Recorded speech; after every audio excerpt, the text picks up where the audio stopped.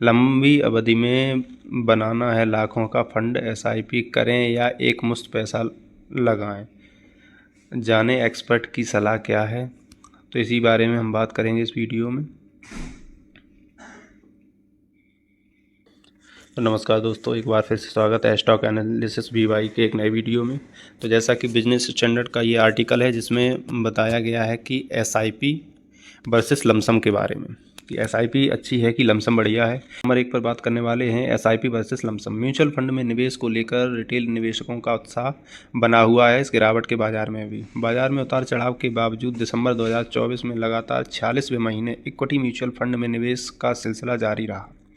खासकर systematic investment plan यानी कि एसआईपी के जरिए निवेशकों में जमकर पैसा लगाया। मार्केट गिर रहा है लेकिन तब भी लोगों को जो है, क्योंकि जो रिटर्न है और एक स्थिरता है, वो एक उम्मीद बनी हुई है कि एसआईपी में पैसा अच्छा बनता है। तो दिसंबर का जो आंकड़ा आया है, क्योंकि ऑब्वियसली जनवरी चल रहा है तो दिसंबर का आंकड़ा जो है रिलीज़ हो गया है, तो उसके बारे में बात करते हैं कि दिसंबर 2024 में एसआईपी के जरिए रिकॉर्ड 26,459.5 करोड़ रुपए का निवेश दर्ज किया गया। यह निवेश के बीच एसआईपी की बढ़ती लोकप्रियता को दिखाता है कि कितने लोग इसमें इंटरेस्टेड हैं और एसआईपी कर रहे हैं। अब सवाल यह है कि म्यूचुअल फंड में लंबी अवधि के लिए एसआईपी बेहतर है या एक मुश्त यानी कि लमसम निवेश अच्छा रहेगा। विशेषज्ञों का मानना है कि यह पूरी तरह निवेश क्षमता, रिस्क प्रोफाइल और निवेश की अवधि पर निर्भर करता है। अब बात करते हैं शुरुआत में एसआईपी जो लंबे समय के लिए निवेश क्यों करें। बेहतर विकल्प समझें एक्सपर्ट द्वारा कि एक्सपर्ट लोगों का क्या कहना है। तो कहा गया है कि एसआईपी म्यूचुअल फंड में निवेश करने का एक लोकप्रिय और सुविधाजनक तरीका बन गया है, क्योंकि लोग अब ज़्यादातर इस चीज़ से अवगत हैं कि एसआईपी के द्वारा जो है कंपाउंडिंग का ग्रोथ हमें मिल सकता है।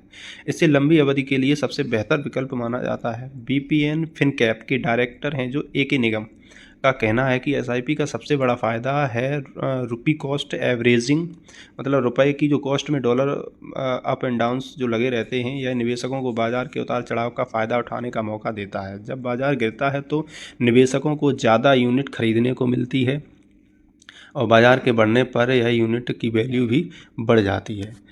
एसआईपी का दूसरा अहम फ़ायदा ये है कि कंपाउंडिंग का जादू जो लंबे समय में निवेश को कई गुना बढ़ा देता है। इसमें आपके पैसे पर मिलने वाला ब्याज भी समय के साथ ब्याज कमाने लगता है, यानी कि ब्याज पे ब्याज जो होता है, जिसे चक्रवृद्धि ब्याज बोलते हैं। प्रोफेशनल CFO कंसल्टेंट्स के CEO सुशील जैन का मानना है कि कंपाउंडिंग का फ़ायदा लेने के लिए एसआईपी सबसे सही तरीका है। एसआईपी की खास बात यह है कि यह निवेश को आसान और अनुशासित बनाता है। एके निगम के अनुसार हर महीने बैंक से तय राशि कटने की सुविधा से निवेशक को यह चिंता नहीं रहती कि कब और कितना निवेश करना है। साथ ही यह प्लान फ्लेक्सिबल हैं, यानी आप अपनी ज़रूरत और बजट के अनुसार राशि तय कर सकते हैं, यानी कि घटा और बढ़ा सकते हैं कितना हमें एसआईपी के रूप में कटवाना है। सुशील जैन जी का कहना है कि एसआईपी में छोटे छोटे निवेश से भी लंबी अवधि में बड़ा फंड बनाया जा सकता है। यह बाजार की अस्थिरता का फ़ायदा उठाने और जोखिम को कम करने में भी मदद करता है। एसआईपी को सही तरीके से मैनेज करने के कुछ आसान टिप्स हैं, उसके बारे में बात करते हैं कि एसआईपी को सही तरीके से मैनेज करना निवेशकों के लिए ज़रूरी है ताकि वे अपने वित्तीय लक्ष्यों को आसानी से हासिल कर सकें। बीपीएन फिनकैप के डायरेक्टर एके निगम के मुताबिक एसआईपी को मैनेज करने के लिए कुछ आसान टिप्स अपनाने चाहिए। सबसे पहले एसआईपी निवेश की नियमित समीक्षा करें। इससे यह पता चलता है कि आपका निवेश सही दिशा में है या नहीं। जैसे जैसे आपकी आय बढ़ती है, एसआईपी की राशि भी थोड़ी सी बढ़ानी चाहिए अपने अकॉर्डिंग। यह आपको अपने वित्तीय लक्ष्यों तक जल्दी पहुंचाने में मदद करेगी। निगम के अनुसार अपने निवेश को डाइवर्सिफाई करें, यानी कि सिर्फ एक ही फंड में निवेश नहीं करें। निवेश करने के बजाय अलग अलग फंड और एसेट्स क्लासेस में पैसे को लगाएं। यह जोखिम को कम करेगा और आपके रिटर्न को कुछ कई गुना करेगा। आखिर में एसआईपी को अपने वित्तीय लक्ष्यों से जोड़ें, चाहे वह बच्चों की पढ़ाई हो, घर खरीदना हो या रिटायरमेंट प्लानिंग हो। लक्ष्य आधारित प्लानिंग से आपका सबसे ज़्यादा जो निवेश प्रभावी होगा। इस आसान तरीके से आप अपने एसआईपी को बेहतर तरीके से मैनेज कर सकते हैं और अपने वित्तीय भविष्य को सुरक्षित बना सकते हैं। एसआईपी में के पिछले जो आंकड़े हैं उसके बारे में बात कर लीजिए। अब एसआईपी में निवेश करना किस तरीके से चाहिए। तो पर्सनल जो CFO कंसल्टेंट्स के CEO का कहना है कि एसआईपी उन निवेशकों के लिए बेहतर विकल्प है जिनके पास एक मुश्त पैसा नहीं है।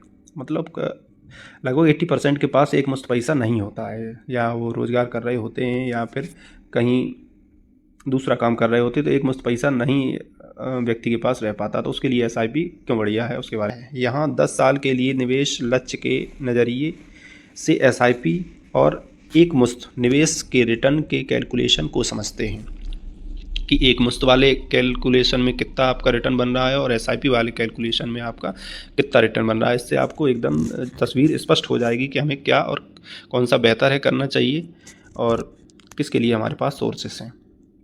तो पहले बात कर लेते हैं कि एसआईपी कैलकुलेटर की, कि एसआईपी कितने रुपए का रिटर्न करने से कितने रुपए आपके बनते हैं। तो मान लीजिए अगर आपके पास हर महीने 10,000 रुपये का मंथली एसआईपी शुरू करते हैं, तो आप 10 साल तक निवेश जारी रखते हैं और सालाना रिटर्न अगर मान लीजिए कि 12% रहता है, तो आपका कुल जो आपका मूलधन होता है या रिटर्न होता है वो 23,23,351 रुपये का होगा। इसमें आपका कुल निवेश 12 लाख रुपए और अनुमानित जो रिटर्न रहेगा वो 11,23,391 रुपये रहेगा।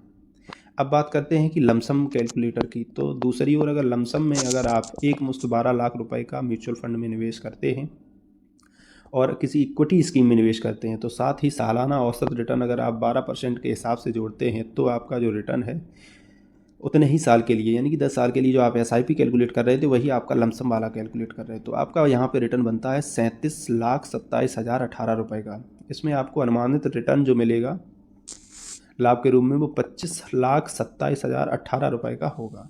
इस तरह एसआईपी के मुकाबले एक मुश्त निवेश पर कंपाउंडिंग का फ़ायदा ज़्यादा रहता है। हालांकि यह ध्यान जरूर रखें कि शेयर बाजार के उतार चढ़ाव का असर आपके फंड की परफॉर्मेंस पर होता है, साथ ही किसी भी फंड का पिछला रिटर्न भविष्य के रिटर्न की गारंटी नहीं देता है।